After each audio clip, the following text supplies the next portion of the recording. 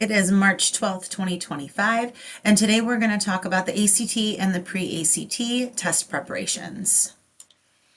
So first, some counseling department updates. Seniors, make sure that you are on track to finish this school year. If you have credit recovery classes, please don't wait to finish or even get started on them.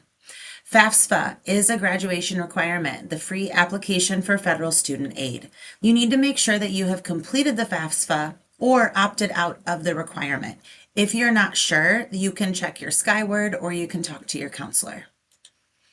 So today we're going to talk about the what, when, and how of the ACT and the pre-ACT. So first, what is the ACT? It is an entrance exam used by most colleges and universities to make admissions decisions. So the ACT is given to juniors and the pre-ACT is for freshmen and sophomores in order to prepare for your ACT test your junior year. The purpose of the ACT test is to measure a high school student's readiness for college and provide colleges with one common data point that can be used to compare all applicants. Admissions officers in colleges will review standardized test scores alongside your GPA, the classes you took in high school, letters of recommendation, all different kinds of things to determine entrance into a college. How important the ACT score is in the college application process varies from school to school. So you need to do some research into the college you want to go to know how important the ACT test will be to your entrance admissions application. So the actual test has 4 subject areas: English, reading, math, and science. The pre-ACT and the multiple choice portion of the ACT is 2 hours and 55 minutes long. So yes, it is a timed test. The ACT with the essay test will be 3 hours and 35 minutes long. That test will be taken by juniors. So freshmen and sophomores taking the pre-ACT will not take the essay portion for practice. Only the juniors will take the essay. As far as scoring, it is a 1 to 36 point scale. Each of the subsections will have a 1 to 36 scale, score. I can't say the right words. And then your composite score will be all 4 of them averaged together. The essay will have its own score that will be separate. So now, when is it? So Wednesday, March 19th, 1 week from today, is the pre-ACT testing for 9th and 10th grade.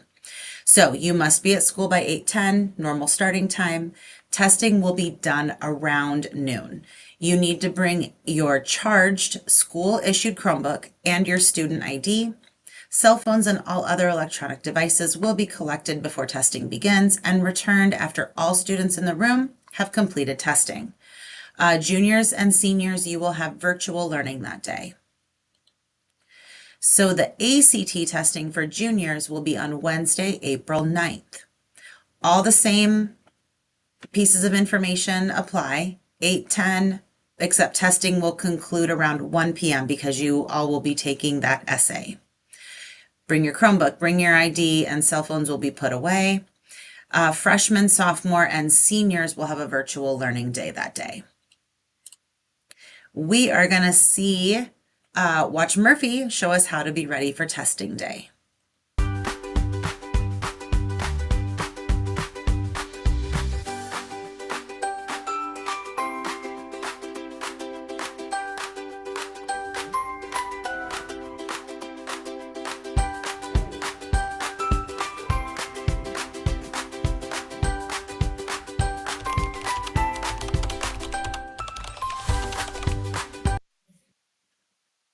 Murphy did such a good job turning in his cell phone and working on his test. That was awesome. And he showed his ID to his room supervisor. That was fabulous. Oh, we're gonna move to the next slide. So now, how to prepare for the test. When taking a test, most people worry about the content, what is on the test, and it is important to prepare for the content, but it's also important to prepare your mind and body. So we're going to talk about preparing for the content and preparing your mind and body for testing. So you have to remember to eat, guys. Everybody needs to eat. Make sure you're eating enough every day. Eat whole foods. You need to limit sugars and processed foods. Eat breakfast the day of the test. Even if you don't feel super hungry, eat something small. Eat a little bit of protein with your carbs. Protein will make you feel full, feel longer, and carbs will give you enough energy through the test. We will have snacks during testing so you can fuel your brain and body. If you're eating well, your body and your brain function so much better. Remember to get sleep, and that's not just preparing for the test. Everyone should be getting a full night's sleep every night, and quality of sleep makes a big difference. 7 to 8 hours is a good goal to aim for. So get off your screens about an hour before you go to sleep. Make sure that your environment is cool and dark, and figure out the best routine of sleep that makes you feel the most refreshed and energized, and try to stick to a good routine. Finally, exercise. This doesn't mean you need to be a hardcore weightlifter, bodybuilder, or running all the time. You just need to learn how to incorporate some movement into your everyday routine. Focus in PE class to maximize your activity. Go for walks after school when the weather is nice. Find some workouts online that you might like. You can use apps. You can do yoga, Pilates, HIIT. There's so much out there that's free. You can get on YouTube. You can Google some workouts. It's awesome. And if you eat a balanced diet and keep moving and get decent sleep, you'll be totally prepared. So now let's talk about the content. So room assignments. It mentioned earlier, especially when we were watching Murphy getting ready for the test, he went to the right room. So the room assignments for the pre-ACT on March 19th will be posted on Monday, March 17th. Starting Monday, freshmen and sophomores need to look for the list of room assignments posted so you know what room you'll need to report to on Wednesday. For the juniors, we will get those rooms posted out to you after spring break. And you will be using TestNav to access the ACT and the pre-ACT. So to get into TestNav, you have to log out of your Chromebook. When you log out, you'll get this screen here, and you're going to click on Apps and select TestNav. Once you open TestNav, you're going to see this page right here. For juniors, you're going to click the top one that says the ACT. And for freshmen and sophomores, you're going to click on the pre-ACT. Freshmen and sophomores, when you click on the pre-ACT, this is the screen that's going to become available to you. And you're going to go down here. You can't see it very clearly on my screen, but it'll show up on yours.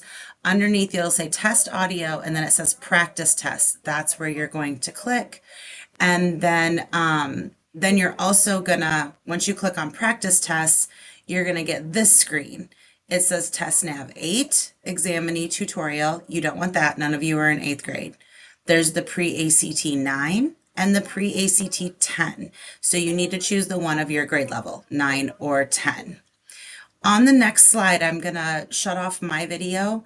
And you're going to watch a video about the practice tests. It focuses on what it looks like for juniors, but once freshmen and sophomores get into what theirs look like, it's pretty much the same idea. So I'm going to turn off my video. We're going to go to the next screen, and we're going to watch this video together. And the first time that you log in, you're going to have to choose ACT. So I'm going to go ahead and make this full screen and select the ACT. And then what you're going to do is work through the practice test to help you feel more confident and comfortable in the TestNav ACT site. So if we click on practice tests, you'll have a choice between any of the big subject areas. I'm just going to choose English. They're all set up the same way. When you choose English, you're going to select timed because this is going to give you an idea of how the timing situation works in the TestNav app. So here you'll see that there are some directions. You'll want to read carefully through those directions and press start. You don't have to add a name. You can just continue as a guest since this is a practice. And then you'll start to see how it will look on test day. So I'm going to press start. You'll notice that there is a timer that's counting you down for the amount of time you have left. That's how you can kind of keep track of what's going on. Up here as well, under the drop-down menu, you can change the background and foreground color to something that you feel is a little bit easier to read. So you might want to take some time before the test to decide which of those work for you. So inside the test, there are some things that may help you when you're taking the test. The first is the answer eliminator. It's the big X at the top of your screen. When that is selected, you can cross off answers that you know are not correct. If you need to remove an X, you just press it again and the X goes away. When you're ready to answer the question, you have to switch back over to the pointer to answer the question. Another tool that's in here that might be helpful to you is the line reader mask.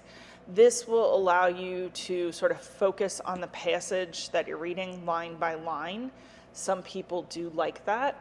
To turn it off, you just go back up to the person icon and choose hide line reader mask. Okay. And you'll also want to note that there are scroll bars that you have to use to scroll down through the text. Another tool that might not be obvious is that there is a highlighter tool built into the TestNav platform. To access it, all you have to do is start highlighting text and the highlighting options come up.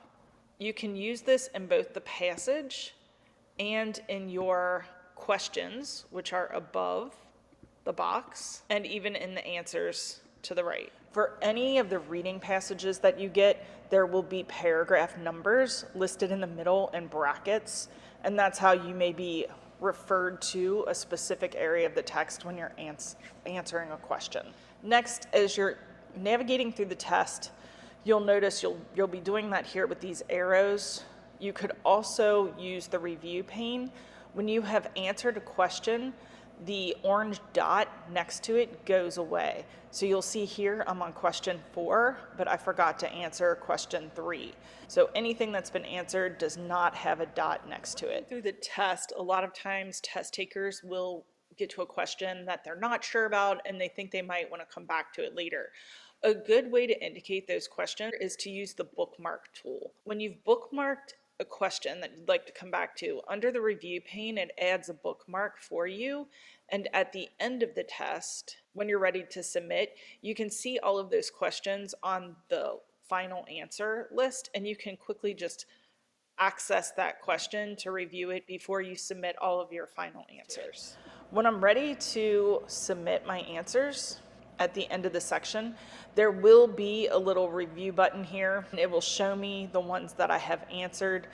The ones that I have answered will not have a dot next to them. Ones that I need to still answer, if I missed any, will have the dot next to it. So I can just jump back to that question to answer it. Okay, when I am confident that I've answered all of my questions and I've done the best that I can, I'm just going to choose submit final answer. When you're finished with that practice, you can press sign out, choose back to sign in, and then you can hop back into other practice tests if you would like to take other practice.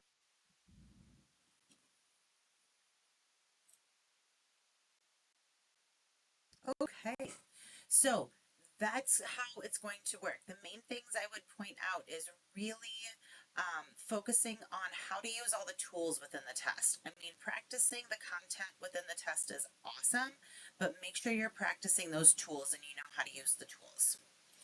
And the first I repeated that on my next one too. So anyway, continuing to prepare for the ACT.